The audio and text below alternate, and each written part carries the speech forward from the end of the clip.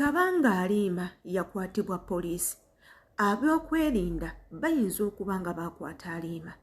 Ye sinakindi Halima yandibanga muggalire ayinza okuba musibe. Sinakindi Halima yawambibwa nga bwe tutandise okuba nga tubiwulira. Ngenda kubazzaayo katono munansonyiwa ku mboozi ya mukozi munnaffe Halima, Munnayuganda munnaffe. Ngenda bazzaayo katono. Omanyi Abannayuganda twerabira nnyo ensonga ezimu, naye njagala okubajjukiza nti ensonga ya Halima eno ensonga nkulu nnyo, teyeetaaga kuzibira ku liiso. Tulina okugibeerako mpaka nga tumaze okulaba nti Halima at least ayina awantu wali ewali seefu, ate nga tewali wagenda kubeera seefu eri Halima, mpozi ng'ali ewaka ew'abazadde be awasobola okubeera seefu. Ensonga za Halima zino zikyagenda mu maaso in silence mu kasirise, naye gwolowooza ki ekitaddewo akasirise kano?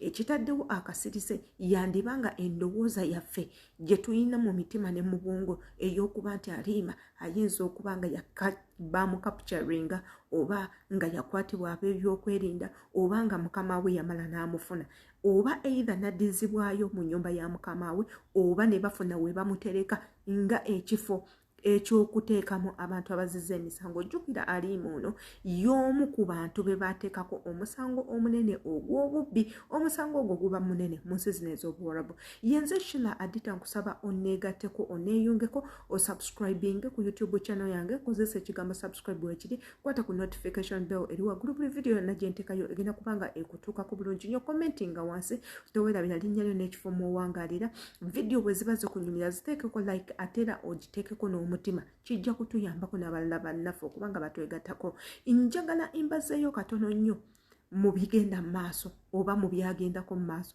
ku bbanga eriyiseeko emabega omwezi nga gumu. Njagala mbazeeko mu mboozi ya Halima era munansonyiwa mmwe abaali bagivuddeko nga temukyayagala tubeere nga tugyogerako.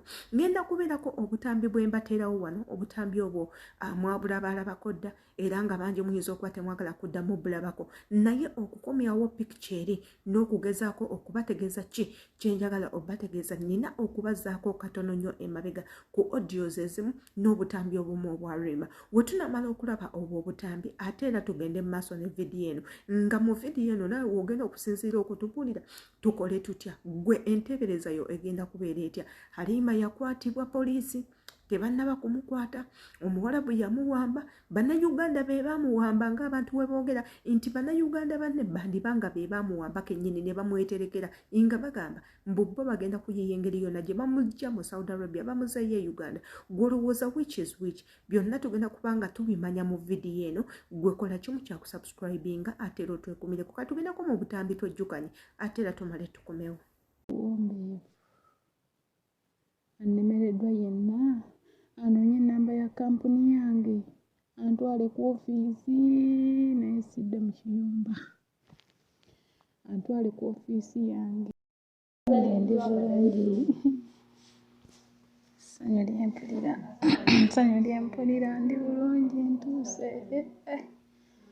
Mbasala ndisiivinze mukwano, ndisiivinze naye mukwano weebalire ddala, weebale. Nze siina wenyinza nabbeebaza, siina wenyinza bbeebaza naye mwebale nnyo, mwebalire ddala. Njafunayo olwebaza olw'amaanyi nzije mbeebaze. Naye essaawa zino tebanzikiriza nnyo ku ssimu, naye mwebale nnyo, mwebalire ddala. Ndi ku embasi ndowooza ndabye nafunye dda n'akasusu akapya. Ondabye kanjeko ne katambaala olabe okalabye. Mwebale nnyo, mwebalire ddala bannange. Essanyu lenzita, essanyu litta Halima. Halima wa baba mmulabye, alabye ssaako eri eggwanga aliko kati kankubuuze, Omuwarabu nga tannapositinga nti omuwala ono yatoloka mu nnyumba, abantu bano bande tebatuwa information? Kuba ebintu bino nze nsooka kubiwulaba ku Muwarabu yennyini abadde akola vidiyo n'omwana ono nti yatoloka. Bo lwaki Abannayuganda bano badde tebatuwanga information? Waliwo ebigendererwa ebirala ebiri emabega w'okutoloka? Obutuufu kitegeera kyonna ffule naye nga kyemmanyi eno ogundi Omuwarabu ndowooza ka video ke yakola ng'agamba nti alabye ku Halima emitwalo 2 egya riyal ndowooza ke kavaako okukola ki okutandika okukola bino byonna ebigenda mu maaso naye nga ffenna tumanyi Saudi Arabia si nsi etaliimu mateeka ensi erimu amateeka nze mu nsi ze nakalaba ezirimu amateeka agalumira ddala ye Saudi Arabia ngimanyi mweri so tetuyinza kugamba nti Omuwarabu Bannayuganda ndowooza bamuyambyeko okukola ki okutoloka era paka ssaawa zino be bamukutereevu yes nyinza okugamba nti waba yali ayisizibwa bubi yali mutuufu okukola ki okutoloka era n'abamutolosa bonna nyinza okubeebaza bwetyo okukola ki omutolosa naye ensobi gye bali mu kukola right now balinga abamuwambye Halima right now embeera alinga omuwambe ate nga bannyini Bannayuganda banne abamutolosa balinga be bamuwambye kubanga omwana yeetaaga obuyambi luyali organize ezisobola omuyamba agencies ezisobola omuyamba ffenna tuzimanyi kituufu Saudi waliwo ekisookeramu ddala waliwo ofiisi ye muvunaanyizibwako gyeri bwe yadduse teyazze ku ofiisi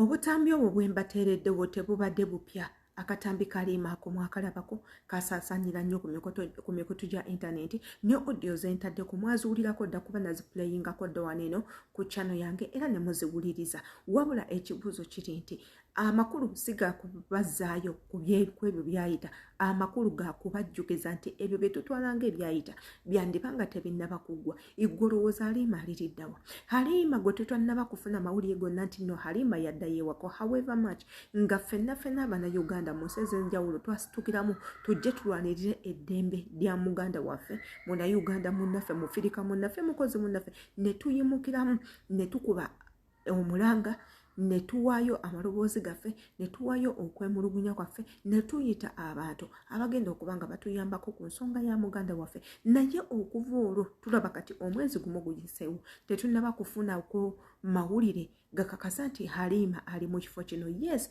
twafunako ku bantu abagamba atuuse ku embassy ate ali ku deportation center naye gwolowooza omuntu ali ku deportation center kitwala bbanga ki process ye okuyitamu okubanga addizibwayo kitwala ennaku mbale nnyo omwezi munene igolowooza nti omuntu embassy nga yemuyina kitwala bbanga ki okubanga embassy emureleasinga n'emuzaayo ewaka of course kale omwezi gusobola okugenda olwa paperwork omungi balina osooka ne boogera ne mukamaawo balina osooka okutunula mu byobadde okola balina osooka okukuggyako omusango either nga byetaaga ssente okuliyiriro yakutaddeko omusango oba ne mutuula on table ne mubeera nga mudiscussinga omwezi gusobola okugenda naye abaffe yadde omwezi gusobola okugenda ne wabulayo n'essuubi omuntu yenna avaayo okututeekamu essuubi muntu nga ki nkimanyi mugenda kwebuuza nga kampani eyatwala Halima nga kampani ekole Halima mwabadde yava mu Saudi Arabia kubanga tuba ne companies bbiri kampani eba ekulese e Uganda nekuleeta nekujja mu Uganda nekuteeka mu nsi gy'ogenda okukolera nekukwasa kampani endala eringa branch kati eyo kampani endala gyeba ekukwasiza of course baba balina obuvunaanyizibwa bwo naye ekyo neebuuza nabo ne batabaako kye batugamba ne balemererwa okubanga babaako kye bagamba ensi ku ebyo byonna byakolebwa ebigenda mu maaso oba olowooza nti amawulire agatambula nti Halima ono yandibanga yattibwa nakyo kisoboka kubanga Bannayuganda bangi nnyo abafiiridde mu zino nsaga abaana ne batufaako n'okubula ne babula ripooti ne zibula ne wabulawo omuntu atugamba ABCD naye nze obweraliikirivu bwange buli wano n'obunkenke bwange buli wano omwana ono aliriddawa ekifo ekituufu tusobola bwe tuba tufunye omuntu atugamba amazima nga yeekakasa ku kyagamba nti oba ali ku deportation center tusobola okutuukayo tulina abantu abasobola okutuukayo nti oba ali ku embassy tusobola okukola olukujjukujju omuntu nayingira embassy ne yeebuuza naye ebyo byonna bwe biba tebiriiwo Halima ono aliwa nze muli ndowooza Omuwarabu ayinza okuba nga yamufuna kubanga bano abantu betukolera tosobola kumunyiiza n'ovaawo nakyo twakoleza omuliro naye ate ne batusinga amaanyi bagatusinga batya ffe twatuuka ekiseera ekintu ne tukivaamu ate bwe twakivaamu silence eyeriwo ffe twamuwa obudde obumala okuzzaako kyabazzaako kubanga twanyeza abawarabu bangi nnyo bonna basobola okweteeka mu mwegugungo ne bagamba omwana ono katumunyonye katumuggalire katumukole kino bino ebintu nsiba mbibagamba ngaasaaga nze bansibirako muganda wange bamusibira Dubai bakamaabe beekola ebintu webityo ne bamukwata ne bamuggalira ate nga ye teyali housemaid kati olwo housemaid tukyanoonya Halima aliridda wa bw'aba yaddayo ewaka ekyo nakyo tukimanyi bw'aba Halima ali mu kkomera bakitubuulire bw'aba ali ku embassy eve yeekole statement kintu kyangu nnyo bw'eba nga kampuni eyeemwira ne kampuni eve yeekole statement nakyo kyangu nnyo bw'aba nga ali mu kkomera nakyo tukimanyi naye nga nze obweraliikirivu eri muganda wange tebunaba kugwawo nze ndowooza kano konna ke batuteekako bayinza okuba nga batubikka just maaso naye nga birala nnyo ebigenda maaso nsaba oteekewo komenti yo ekyasingidde ddala ekulowooza Halima aliriddawa teekawo mu comment section nja kuba nkulinze yenze Shila Adita weekuumireko ku page yaffe eno ku channel yaffe eno mbagala nnyo sangayo ku page ku Facebook imbeerako bulungi nnyo ku TikTok nakombirako jangu obeere nga oneegatako mbagala nnyo